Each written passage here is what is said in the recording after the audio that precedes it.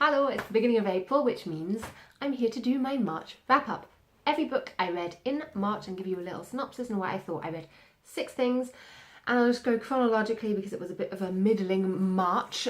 So sorting them by preference doesn't make too much sense. I started off with The Childfinder by Rene Denfeld, who also wrote The Enchanted, which I read a little while ago and really liked. This I ended up giving 4 out of 5 stars. It's supposedly the first one in what will be a series centering around Naomi Cotter, that's her name, and she is a child finder. So she's a sort of private investigator who tries to find missing children who've supposedly been the victim of some crime, and wants to give their parents, the community, some peace of mind when the police and journalists and everyone else who would try to find these children have given up. I found this really quite difficult to read.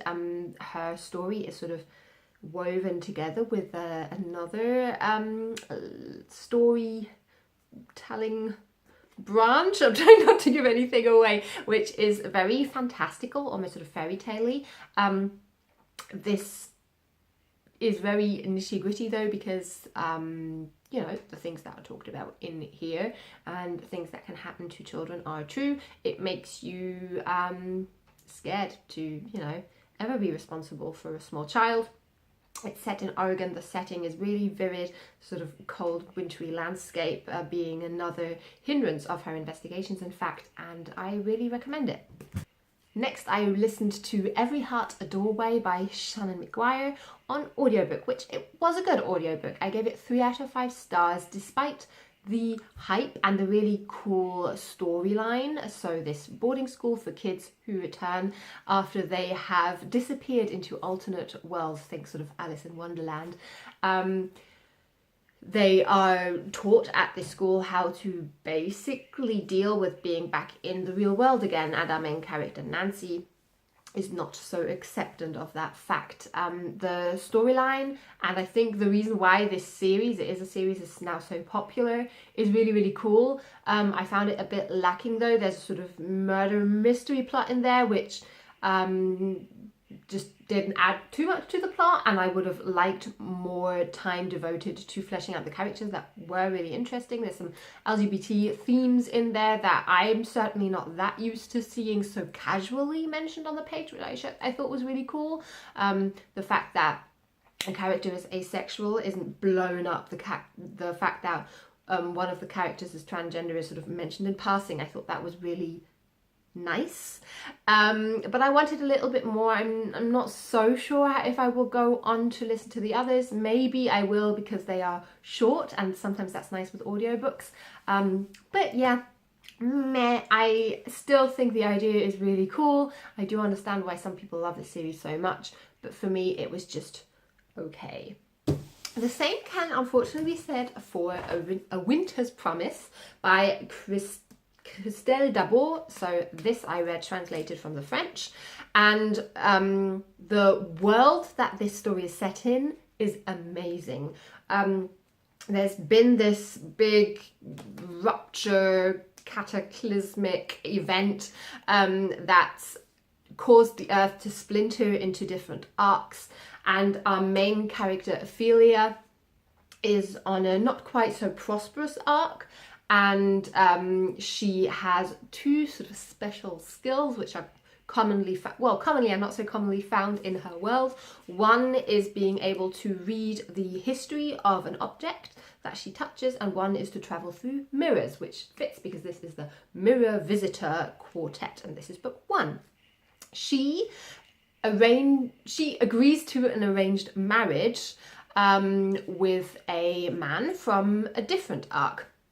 And without really knowing him, travels to his world and soon gets wrapped up in all kinds of political intrigue, which have her doubting whether she should in fact marry this man, and also living in fear that there will be no way to get out of the engagement.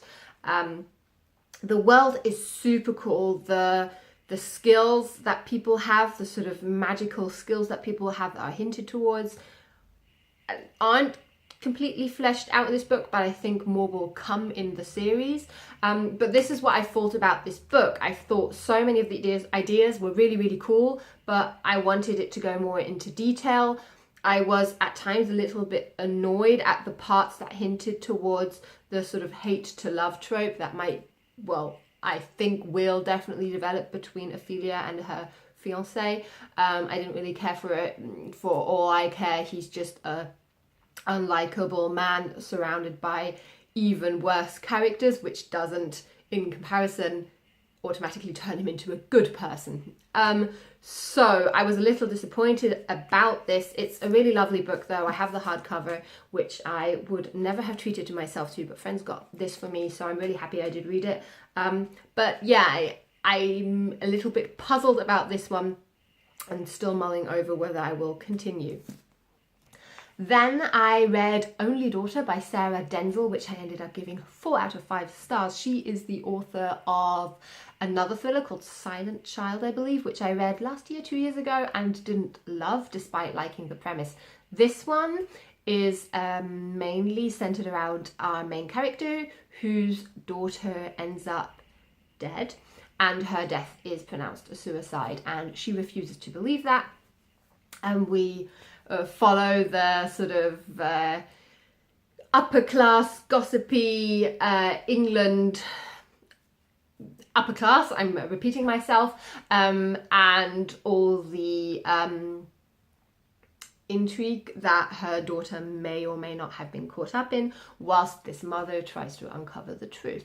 I thought this had some really cool elements in it. For one, it discusses antisocial personality disorder in actually, I thought, quite a sensitive way, which I thought was interesting. And I liked the end, even though it was a bit rushed, a bit slapdash towards the end. It is a real page turner, and that is mainly what I look for in sort of psychological thrillers. I recommend it. It came out in March as well, and I read it via NetGalley, so I didn't have to pay.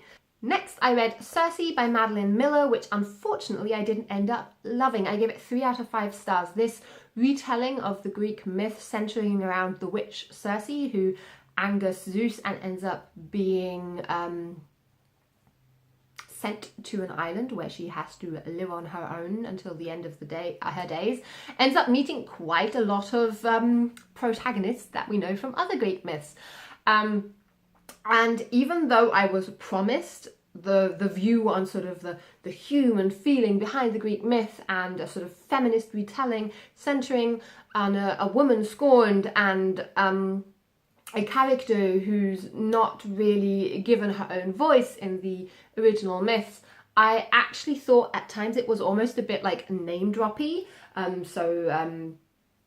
All these other characters, Odysseus, Zeus, Icarus, and whatever, Daedalus, something like that, his dad name, I don't know, I've already forgotten them because there's so many, and reading Circe has motivated me to read up on more Greek myths, actual Greek myths, and those stories. But this retelling, I thought, just tried to put everything that ever touched on Circe's life into one book, and at times then I thought it was sort of like, then there were sort of insta-love moments. She ends up living hundreds and hundreds of years and spends 6 days with one man, and that is then devoted so many pages in her life.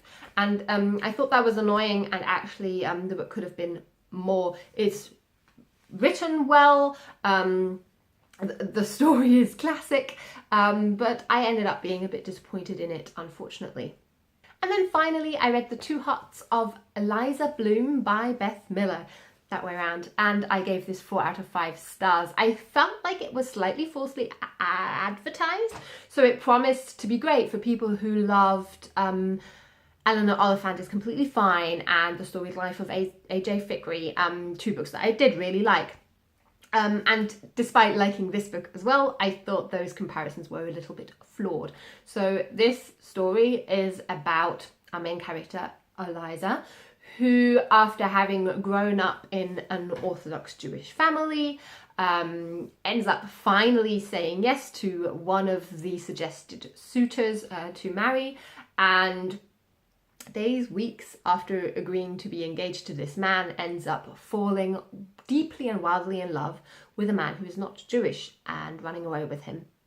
And I thought it was really interesting how this, on the surface, sort of chick lit, did actually really dive quite deep into sort of the culture clash between two people who are very attracted to each other, fall in love with each other, and then still have to deal with cultural differences that they've grown up with, and the discussion whether one of them, in this case Eliza, should really give up all of her culture and religion just because she now wants to live on the outside. I thought that was really well done, and even though I didn't really expect that going into the book, I enjoyed it.